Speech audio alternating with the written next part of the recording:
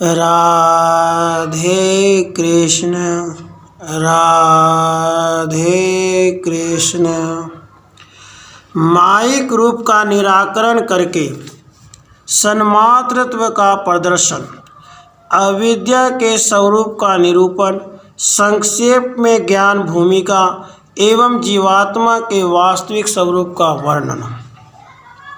श्री वशिष्ठ जी कहते हैं, राघव, जैसे मृग तृष्णा के जल में, दो चंद्रमाओं के भ्रम में और शरीर आदि की अहमता में माया से जो रूप परिलक्षित होता है वह विचार पूर्वक देखने पर दृष्टि गोचर नहीं होता, उसी प्रकार सवर्ण में जो कड़े, कुंडल, अंगूठी आदि का भाव है वह केवल भ्रांति है।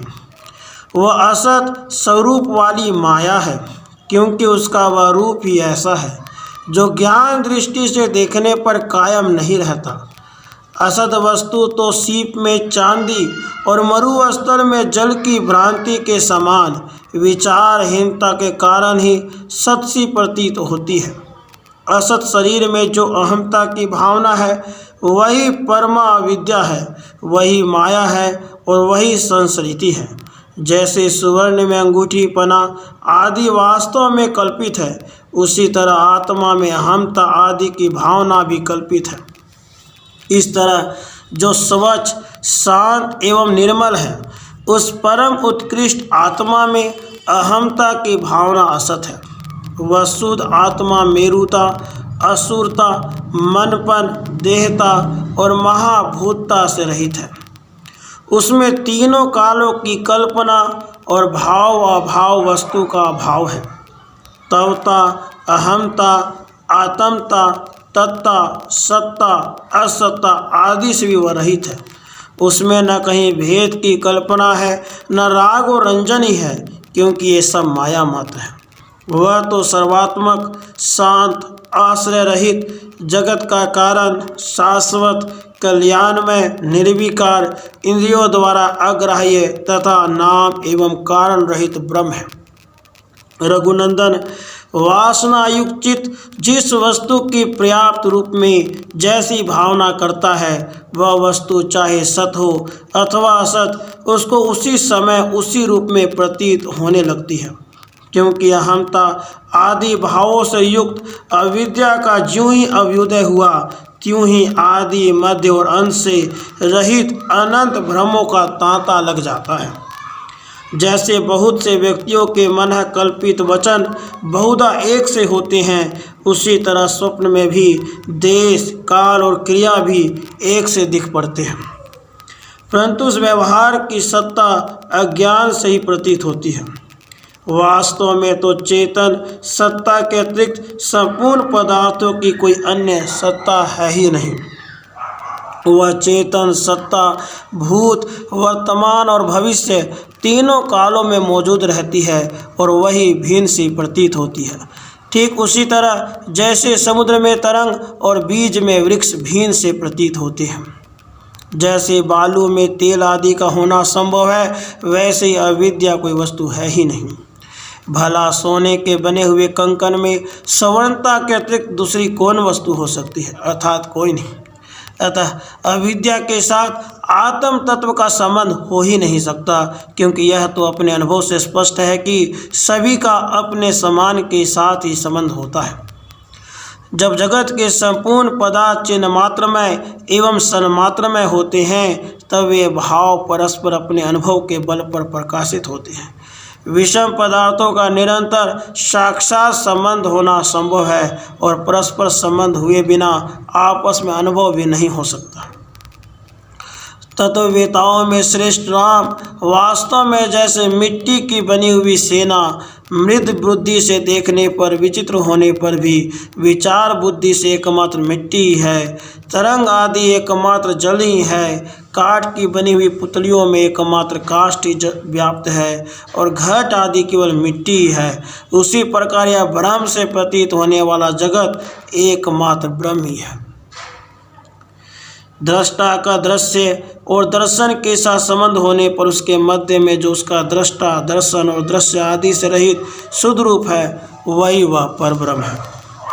श्री राम, जैसे शिला में जल और जल में अग्नि नहीं है, उसी प्रकार जीवात्मा में चित्त नहीं है, फिर वह परमात्मा में कहाँ से हो सकता है। विचार पूर्वक देखने पर जो स्वयं ही कुछ नहीं है, उसके द्वारा जहाँ कहीं जो कुछ किया जाता है वह कृत नहीं कहलाता। जो मूर्ख असत्य स्वरूप वाले चित्त का अनुवर्तन करते हैं, उन्हें धिक्कार है, क्योंकि वे केवल आकाश ताड़न रूपी कर्म में व्यर्थ ही समय बिताने वाले हैं। इस प्रकार भूतल पर पैदा हुए पुरुष को बुद्धि के कुछ भी विकसित होने पर पहले सत्संग परायण होना चाहिए, क्योंकि अनवरत प्रवाहित हुए इस अविद्या रूपी नदियों के समूह को शास्त्र एवं सज्जनों के संपर्क के अतिरिक्त और किसी उपाय से पार नहीं किया जा सकता। उस सत्संग द्वारा विवेक की प्राप्ति होने से पुरुष को यह त्याज्य है और यह ग्राह्य है ऐसा विचार उत्पन्न होता है। तब अशुभ इच्छा नाम की ज्ञान भूमिका में अवतीर्ण होता है। उसके बाद विवेकवश विचारना नाम की ज्ञान भूमिका में आता है। वहाँ यथार्थ ज्ञान की प्राप्ति होने से मिथ्या वासना का परित्याग करके पुरुष का मन सांसारिक वासनों से रहित हो तनुता अर्थात सूक्ष्मता को प्राप्त होता है। इस कारण वह तनु मानसा नाम की ज्ञान भूमि में अवतीर्ण होता है। फिर ज्यों ही योगी यथार्थ ज्ञान का उदय होने से परमात्मा में तद्रूप हो जाता है, त्यों ही उसे सत्वापति नाम की ज्ञान भूमिका प्राप्त होती है।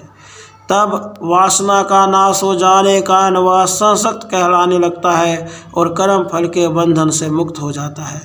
तत्पश्चात वासनाओं का विनाश हो जाने के कारण स्वाभाविक अभ्यास से जब वह कार्यों को करता हुआ अथवा उनसे विरत हुआ या संसार की असत्य वस्तुओं में स्थित हुआ भी अपने आत्मा में ही मन के क्षीण हो जाने के कारण बाह्य वस्तुओं का व्यवहार करते हुए भी न तो उन्हें देखता है, न रुचिपूर्वक उनका सेवन करता है और न स्मरण ही करता है, बल्कि अर्धसुप्त एवं अर्ध प्रबुद्ध पुरुष की भांति केवल कर्तव्य कर्मों को करता है, तब योगी पदार्थ भावना नाम की भूमिका में प्राप्त हो जाता है।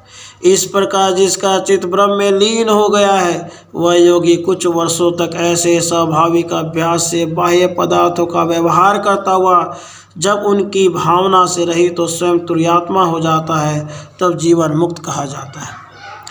जीवन मुक्त पुरुष न तो प्राप्त हुई वस्तु का अभिनंदन करता है, न प्राप्त की चिंता करता है। वह जो कुछ सामने उपस्थित हो जाता है उसी का निःशंक होकर अनुवर्तन करता है। रघुनंदन, तुम संपूर्ण कार्यों की वासना से रहित हो, इसलिए तुम सबके अंदर वर्तमान जानने योग्य सच्चिदानंद घन ब्रह्म में स्थित हो।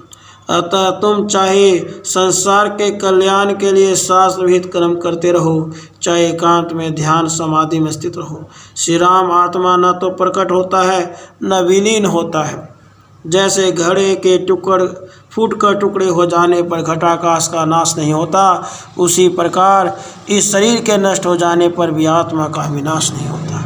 अरे यह आत्मा तो अद्वितीय है, फिर दूसरी कौन सी ऐसी वस्तु है जिसकी वह अभिलाषा करेगा। राघव, जगत में श्रवण करने योग्य, स्पर्श करने योग्य, देखने योग्य, चखने योग्य, सूंघने योग्य कोई भी ऐसी वस्तु नहीं है जो आत्मा से अलग हो।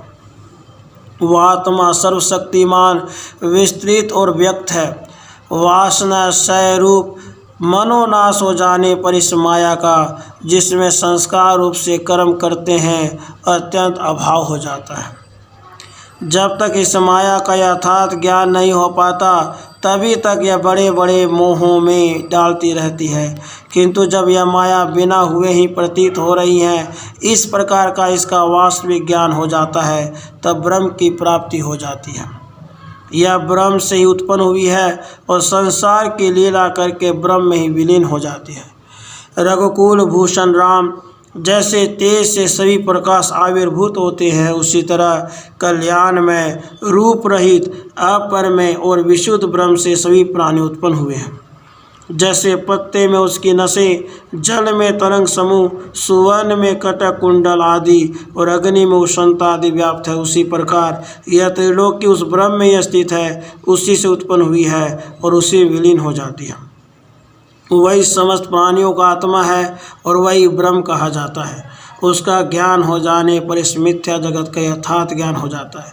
श्री राम, देह के नष्ट होने पर जीवात्मा का नाश नहीं होता।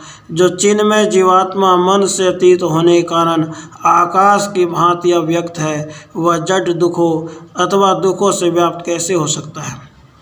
उस चिदात्मा में जो सबका साक्षी, सर्वत्र सम, निर्मल और निर्विकल्प है, वे सभी जगत किसी प्रकार की इच्छा के बिना ही उसी प्रकार प्रतिबिंबित होते हैं जैसे दर्पण में पदार्थों का प्रतिबिंब। संकल्पों के पूर्ण रूप से क्षय हो जाने के कारण जब चित्त विलीन हो जाता है तब सांसारिक मोहरूपी तुषार नष्ट हो जाता है। उस समय शरद ऋतु के आने पर स्वच्छ आकाश की तरह चिन्मय शुद्ध आत्मा ही अद्वितीय जन्म आदि अनंत रूप से विभासित होता है।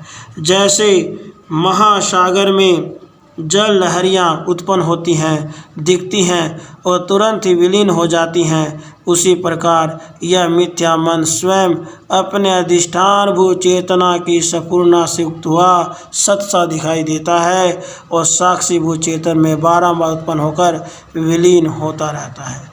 उत्पत्ति प्रकरण संपूर्ण। राधे कृष्ण, राधे कृष्ण।